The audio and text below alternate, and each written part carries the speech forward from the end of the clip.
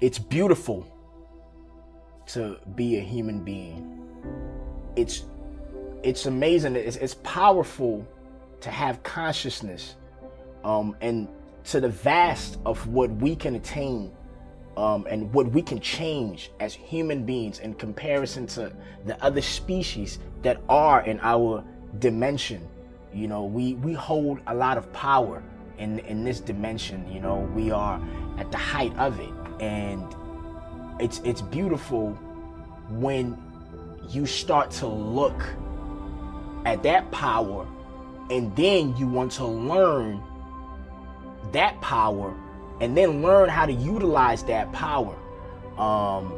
You know, whether you are a man, woman, child, you know, old person, whatever it is, as long as you are conscious here, it's also a gift, because I know you can look at it many different ways, but when you look at it as a gift, that's what you're going to attract.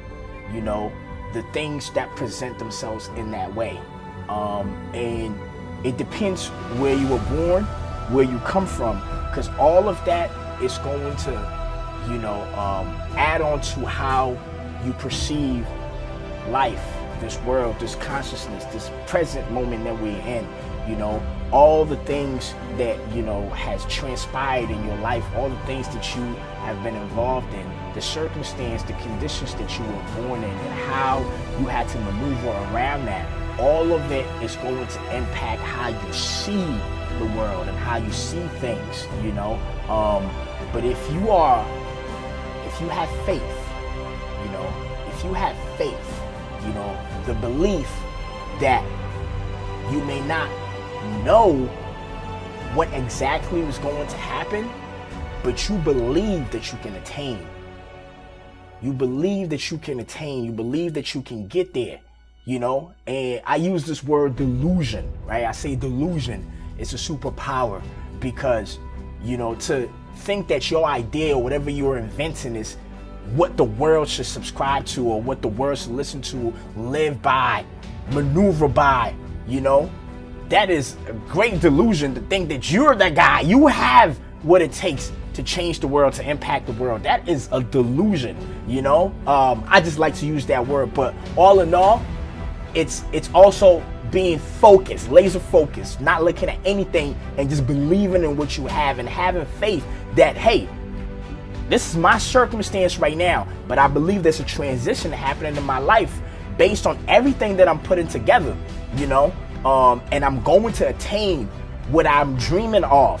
That you have that faith. That faith, that's when you go to sleep and you make plans for the next day and the day after, because you have faith that you're going to wake up and go attain everything that you've been dreaming about.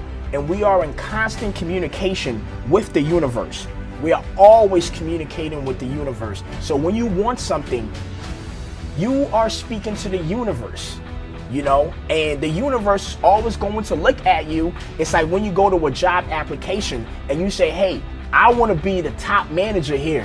What have you done? What resources do you hold? What leverage do you have to be the top manager at the firm that you're applying for? Look at life and everything else. Every little thing is the same exact way as the big thing. How you do one thing is how you do everything else. That's life. You know what I'm saying? The bigger the things are, the smaller they are. We are all intertwined. So when you go to a job application, right? You know, you're applying for a job, and you are telling them what you can provide. So then they would tell you what your value is and what they can give you based on that. Look at the universe that way. You know, you want to be at the height of things. You want to be at the top of things. You want to have that miracle moment. You want to have that moment where things just explode. Well, you have to have what it takes. You got to have a leverage. You got to have resources. The universe, right, that you are in business and in communication with has to believe that if they choose you and give you exactly what you're asking for, you can maneuver it and help life continue and help consciousness prosper. Do you have what it takes?